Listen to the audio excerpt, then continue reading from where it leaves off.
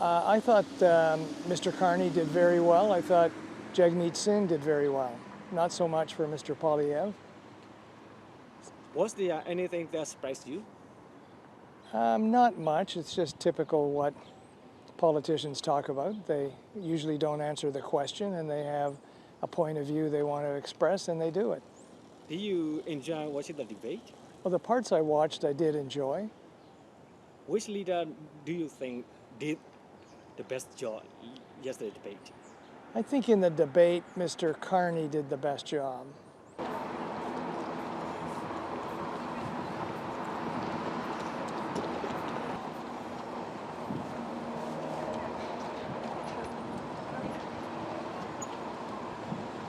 Follow the debate, I follow the issues. I thought it was well conducted, and it was helpful in terms of informing my decision, which I made momentarily, just a moment ago.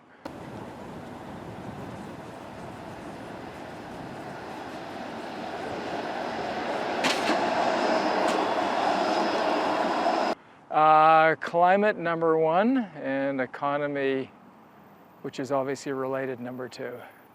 And Trump, number three.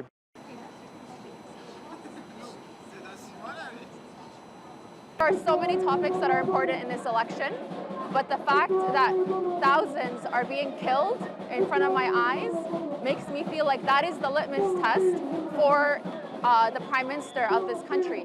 Will he stand for the rights of people being ethnically cleansed abroad, along with standing up for our right here to stand up with them?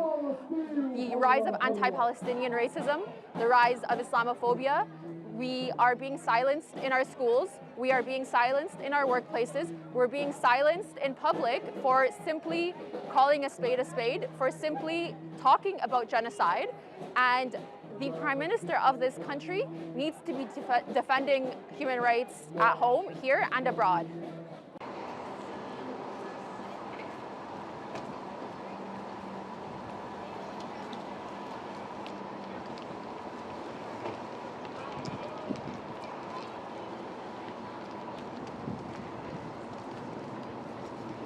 As many as 60% of Canadians have already made their minds up before this debate.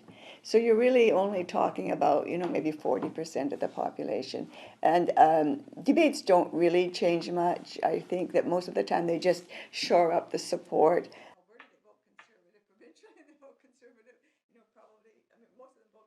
I think that people might have been a bit surprised by the extent to which there seemed to be kind of common agreement in terms of, for example, the issue of how to deal with Trump, right, and the trade dispute. So there seems to be quite a fair bit of commonality there.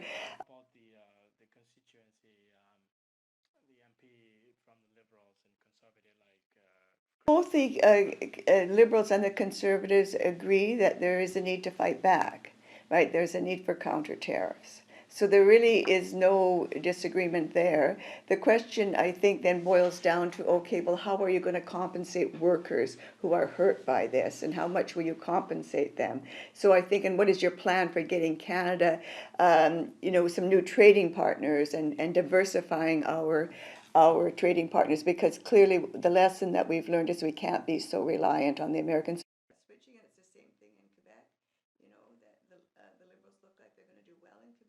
And Carney came out early on talking about how he would do that, but everybody is asking for more specifics. So that didn't happen. We didn't get that kind of budgeting out of promises in the debates. And for some people, that was a disappointment. The Deputy Prime Minister, right? She's got huge name recognition.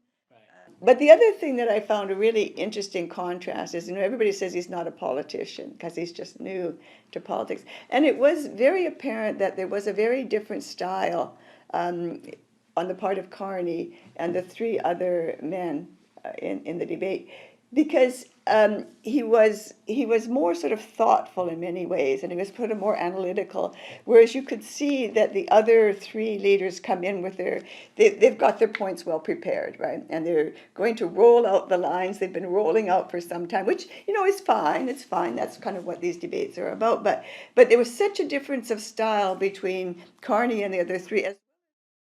the Christian freelance can